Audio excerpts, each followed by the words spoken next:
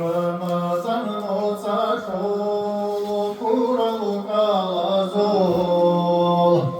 Kudiyar darajadan devi haygi Taravih kakaze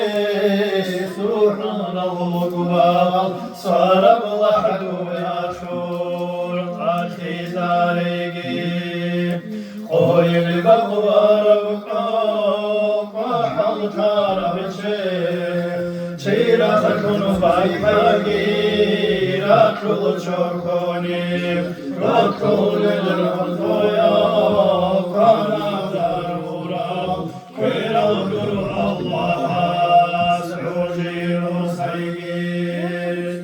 Radar gibi rakunun Habural amal Amrabural çale Çorkun habegi Hobul hudulası Kurab sadaka Silat ibakune Çoldan deva çaygin Allah Resul'a sakarab kalmaz Sarugu kaşaygi Munkar nakirgun Sarditi Allah'a Haburab dua Aras meydan alda Ataygi duim Ramazan mutazul Alav sunara Allah'a sultobat iktizaregi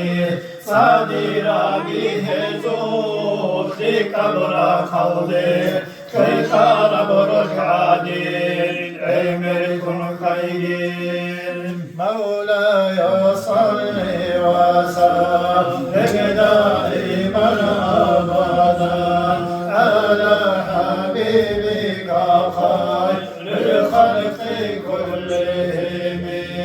Daima babadiyat Salat salam ey Allah Halka kul